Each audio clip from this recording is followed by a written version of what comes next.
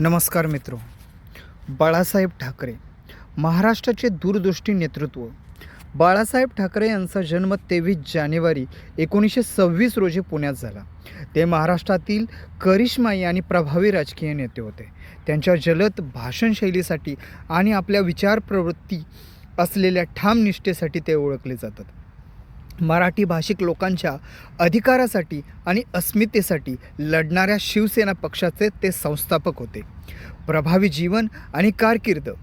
बाळासाहेब हे केशव सीताराम ठाकरे यांचे सुपुत्र होते, जे प्रख्यात समाजसुधारक आणि लेखक होते.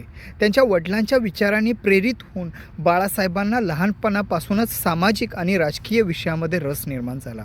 त्यांनी आपल्या कारकिर्दीची सुरुवात मुंबईतील फ्री प्रेस जनरल या वृत्तपत्रात व्यंगचित्रकार म्हणून केली. त्यांच्या मार्मिक व्यंगचित्रामुळे ते खूप प्रसिद्ध झाले. 1960मध्ये त्यांनी मार्मिक हे आपले साप्ताहिक सुरू केले. त्याद्वारे मराठी लोकांच्या समस्या मांडल्या जात होत्या.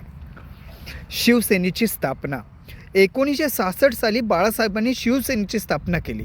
मराठी माणसांच्या हक्कासाठी आणि त्यांच्या तक्रारीच्या सोडवणुकीसाठी हा पक्ष स्थापन केला गेला.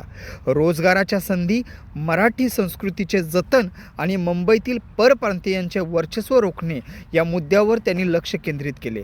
हा आंदोलन लवकरच लोकप्रिय झाले आणि शिवसेना महाराष्ट्रातील एक महत्त्वाचा राजकीय पक्ष बनला.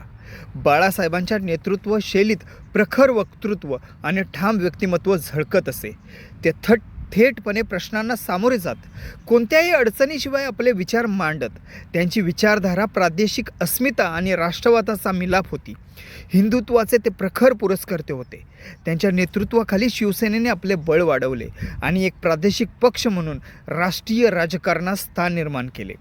बाळासाहेबांनी महाराष्ट्राच्या सामाजिक राजकीय परिप्रेक्ष्यावर मोठा प्रभाव टाकला.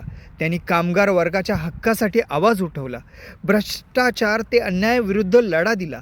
त्यांच्या विचारावर आणि कृतीवर वाद असेल तरी त्यांच्या समर्थनामध्ये ते हृदय सम्राट या नावाने प्रिय होते. बाळासाहेबांचे विनोदी आणि कलात्मक व्यक्तिमत्वही लोकांना भुरळ घालणारे होते. ते त्यांच्या व्यंगचित्रामध्ये आणि माध्यमांशी संवाद साधूनही दिसून येत असे.